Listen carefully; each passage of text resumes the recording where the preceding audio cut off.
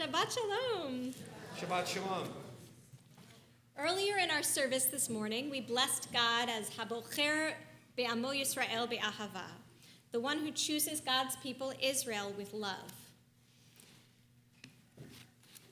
We also blessed God, Asher Bachar Banu Mikol Ha'amim V'natan Lanu Et Torato, the one who chose us from all of the nations and gave us God's Torah. As we learn in Parshat Ki Tavo, if we act according to the Torah that God has given us, blessings will come. We will see a land flowing with milk and honey. Thank you. We will be blessed wherever we are. Wherever we go. Must have done something right. And we'll be blessed in all of our agricultural, personal, and national pursuits. When we read these blessings, they can make us feel some warm fuzzies, but then when we start to read the curses for not acting according to God's will, we encounter a daunting list of gruesome details. We didn't get to these gruesome details today, but I'll fill you in on some of them. We'll be cursed in everything that God says we have the potential to be blessed in, and then we'll be in constant fear, we'll be beaten to a pulp, we'll be so destitute that we'll have to eat our own children, and the list goes on. We are God's chosen people. We're chosen for some good, a few verses of good if we do good, but chosen for a whole lot more verses of destruction if we do not. I think to myself of Tevye in Fiddler on the Roof. He says, I know, we are your chosen people, but once in a while, can't you choose someone else? When I was looking at rabbinical schools, I spent a lot of time exploring Reconstructionist Rabbinical College in Philadelphia. Since I had gone to college near Philadelphia, some of my greatest mentors were Reconstructionist rabbis. I loved the teachers, I loved the small school atmosphere and the flexibility of learning and practice. But I could not get behind Reconstructionism's abandonment of the idea of Jewish chosenness in favor of Judaism as one of many folkways. I understand the hesitation to embrace that idea of chosenness if we think that chosenness makes us better than everybody else. But I can't see chosenness that way. However, I do believe that our chosenness has the ability to inspire us to act with a sense of importance that we might not feel otherwise. If we're just another set of traditions and beliefs, how do we take seriously the charge that neglecting the mitzvot, neglecting to take care of the world around us, will have real terrifying consequences? When I read the second paragraph of the Shema that tells me that environmental chaos will ensue if I don't follow the mitzvot, I think about the pollution that I personally am causing every time I use plastic when I don't have to. I think about the command of Bal Tashchit, do not wastefully destroy. When our Parsha says that by not following the mitzvot, we will be struck with the punishment of confusion and bewilderment, I think about the mitzvah to teach our children and the cost to our community of not investing enough in the education of every single child in our midst.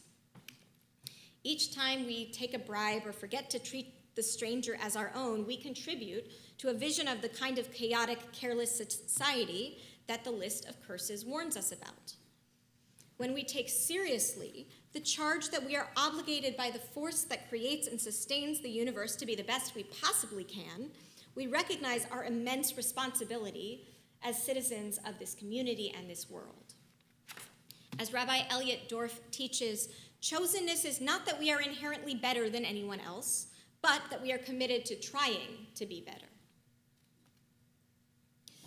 We know that we won't get there anytime soon, and yet we choose to identify with the chosenness inherent in Judaism because we believe this is the way to put out the most good in the world. In the Jewish community, we have a guidebook of mitzvot, of deeds that we are chosen to take on in order to get us to being the best we can and to inspire other communities to up their game as well. it not only benefits us to make the world a better place, we believe ourselves to be directly commanded by God to do good in the world. As we read today, God makes us directly aware of the consequences if we slack off in our job. Our parsha begins to tell us about what this being better entails with the passage that begins, Arami Oved Avi, my father was a wandering or a lost or despaired Aramean. We hear it every year on Pesach, and we're reminded about how we were slaves. We were beaten down and oppressed by the Egyptians, and then about how God led us out of Egypt. In Parshat Ki Tavo, we learn that this is the passage each Israelite is commanded to recite when he brings the first fruits he harvests each year as a gift to the temple. The Israelites are commanded not to let a moment of gratitude pass without the recognition of their past suffering. And the Israelites are commanded to act on that recognition, to give of their bounty to those who are in dire straits, to the landless Levites, to the stranger, the poor, and the widow. As the Pesach Haggadah reminds us, Bechol dor vador, in every generation, every person is obligated to see herself as if she came out of Egypt.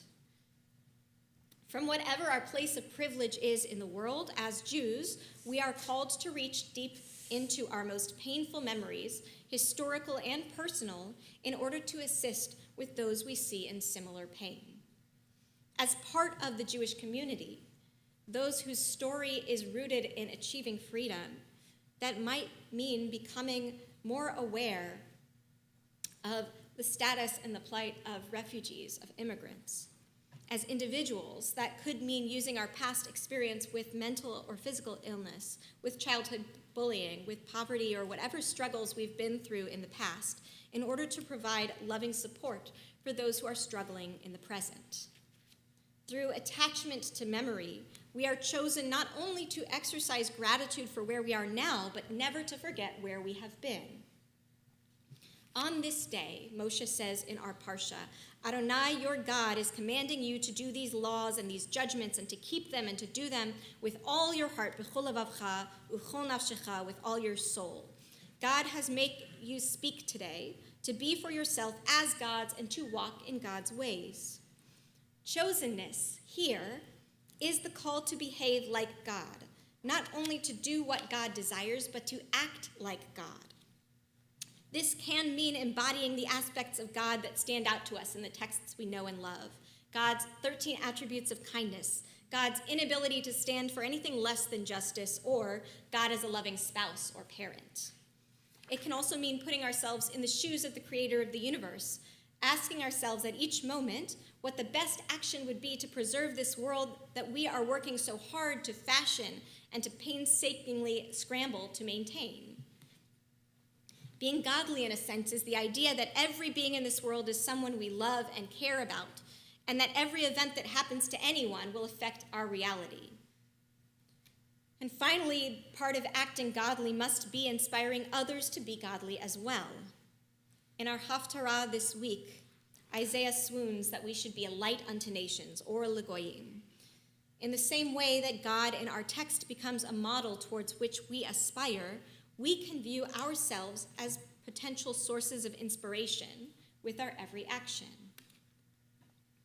The Talmud teaches repeatedly, Kol Yisrael Arevim Zeh Bazeh. Each member of the nation of Israel is intertwined with one another.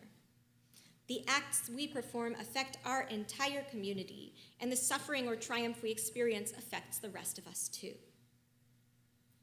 So it's integral for us to inspire to godliness, for each of us to individually seek out modes of helping those who are hungry or ill, those who are suffering, and figure out how we can best be of assistance. But we also must take one other step and demand that our fellow Jews take their Judaism, their call to mitzvot, seriously as well. The next time you speak with a friend you haven't seen in synagogue for a while, remind them about the high holidays and invite them to join you for a meal or service. Our ritual mitzvot are just as crucial as our ethical as well. Tell your sister across the country to which organizations you donate and why these organizations fit within your Jewish values. When you Zoom with or visit your children or grandchildren, let them know why you are proud to live your Judaism and express your gratitude when they make Jewish choices too, even if they don't call the choices they make Jewish choices. In the words of Rabbi Ed Feinstein, who I've been quoting a lot lately, our Jewish pride is an obligation towards the world, a special sense of particularism that is always turned outwards. As our Parsha blesses and curses us in community rather than as individuals, our pride works best in community, with the collective sound of our voices in shul and the brightness of our candles on Hanukkah. We embrace our Judaism because we believe that our rituals and our values have the power to transform the world.